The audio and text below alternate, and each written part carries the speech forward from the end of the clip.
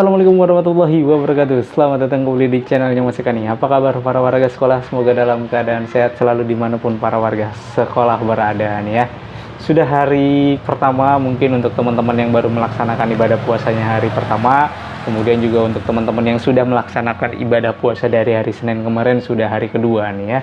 Nah, mudah-mudahan puasanya berjalan lancar semua sampai nanti akhir ya, sampai selesai 1 bulan. Bagi yang menjalankan ibadah puasanya ya berbeda 1 hari 2 hari itu sudah biasa banget gitu. Dari zaman kita kecil juga selalu ada perbedaan seperti itu ya, wajar-wajar aja, nggak apa-apa lah ya. Yang penting akur-akur aja, nggak usah saling gontok-gontokan dan nggak usah merasa paling benar sendiri ya. Karena hal itu yang sering terjadi di beberapa akhir tahun ini gitu ya. Nah, di video kali ini kita masih akan berbagi informasi seputaran tentang KJP dan KJMU, tapi spesial untuk di bulan Ramadan ya. Nah, fenomena yang terjadi saat ini adalah banyak para warga sekolah yang nemuin kan ya, nemuin hal gimana maksudnya, nemuin kayak misalkan orang yang mampu tapi masih nerima bantuan sosial seperti KJP ataupun KJMU ya, ataupun bantuan-bantuan sosial lainnya. Ada yang kayak gitu ya. Banyak yang nemuin kayak gitu kan. Mas Eka, itu orang mampu tapi kok dia dapet ya bantuan sosial ya, harusnya kan dia malu ya nggak usah dapat bantuan sosial gitu kan. Harusnya bantuan sosial tersebut kalau memang dia mampu ya mengundurkan diri aja, nggak usah daftar KJP juga. Jangan mentang-mentang dia terdaftar di DTKS terus tiba-tiba dia mendaftarkan diri untuk mendapatkan KJP ataupun mendapatkan KJMU atau mendaftarkan PIP ataupun KIP gitu ya, sama gitu ya, itu bantuan sosial semua. Nah, ini fenomena ini itu Mas Eka jadi teringat kisah seorang sahabat Nabi yang kaya raya gitu, yang kayanya kebangetan gitu ya, kaya raya banget gitu, banget, tapi dia mau jadi miskin nggak kesampean miskin ya. Ini jadi teringat sama kisahnya Abdurrahman bin Auf ya. Itu salah seorang sahabat Nabi yang kayanya sangat kaya. Total kekayaannya itu kurang lebih ada 72.000 triliun. Nah tuh 72.000 triliun tuh nggak tahu tuh mereka ngebayanginnya kayak gimana tuh. 72 triliun tuh nolnya berapa gitu kan, nggak kebayang gitu kan. Nah itu mungkin kalau misalkan kekayaan itu dibagiin bansos untuk teman-teman ya, untuk dapat KJP, KJMU, kemudian KIP, itu kayaknya nggak habis-habis juga tuh.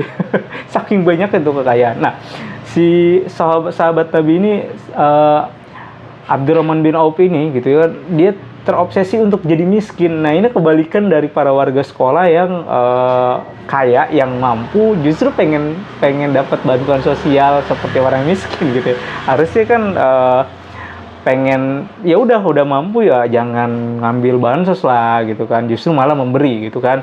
Seperti contoh kisahnya Abdurrahman bin Auf ini. Jadi Abdurrahman bin Auf ini salah seorang sahabat Nabi, pengusaha kaya raya ya, kekayaannya 72.000 triliun. Tuh bayangin 72 triliun, saya kan nggak bisa kebayangin.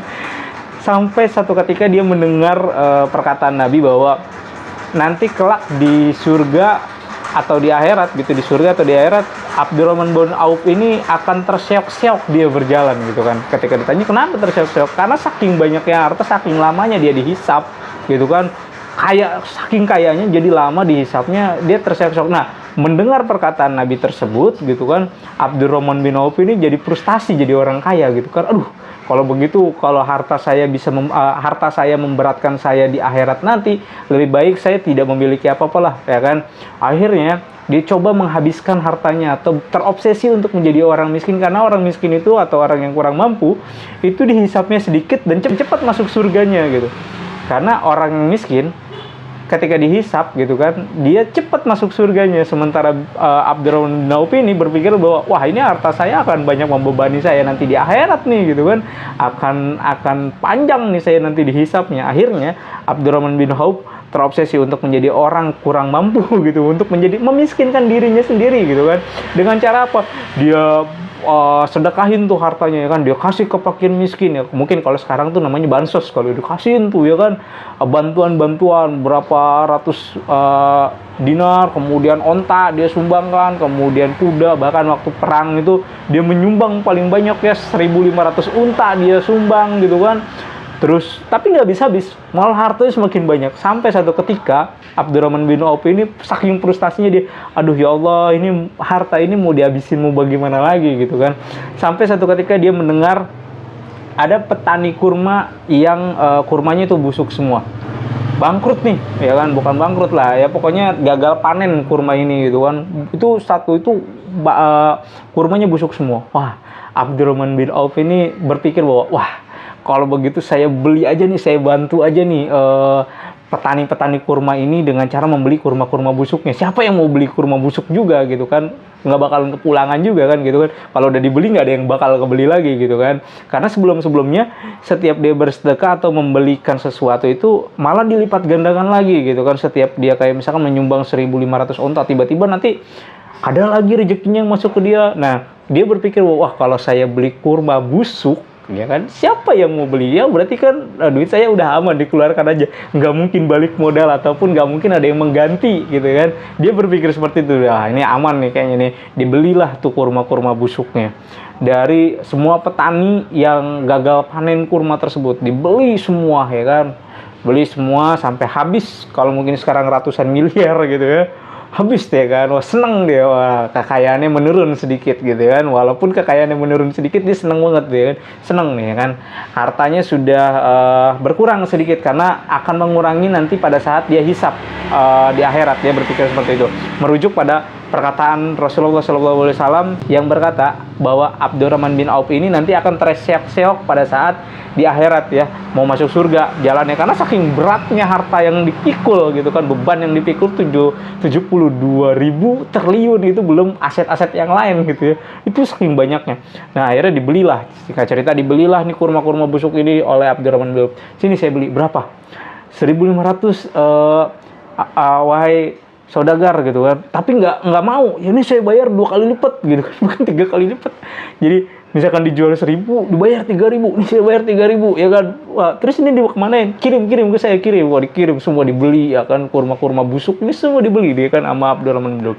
Namun dibalik itu semua ternyata kurma-kurma busuk ini sebagai obat, bisa jadi obat gitu kan. Ada seorang saudagar juga gitu kan dari negara lain yang mendengar bahwa ada kurma-kurma busuk. Begitu dia ke petani, ternyata sudah diborong semua nih sama Abdurrahman bin Auf ya.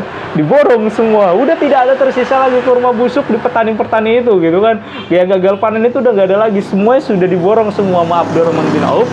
Kemudian si yang mau beli ini dari negara lain nanyain ke petani kan, nih udah ada yang beli? Iya, siapa yang beli? Katanya gitu kan, itu Abdurrahman bin Auf. Datanglah dia ke Abdurrahman bin Auf ya kan, wahai sahabat, saya ingin membeli kurma busuk kamu gitu kan. Terus kata Abdul, lah mau ngapain gitu kan dibeli? Ya udah beli harga segini. Enggak, saya beli, kalau perlu saya bayar 5 kali lipat lagi dari harta yang dari jumlah nominal yang pernah kamu beli di pedagang. Misalkan di pedagang dia beli 3.000, saya bayar 6.000 gitu kan, sama calon pembeli yang baru nih. Saking pusingnya tuh Abdurrahman bin Auf gitu, ya udah bayarin berapa aja lah, terserah gitu kan, karena harus dibeli gitu kan. Dibelilah ya kan, tapi dengan harga yang tidak tinggi gitu kan, dibeli.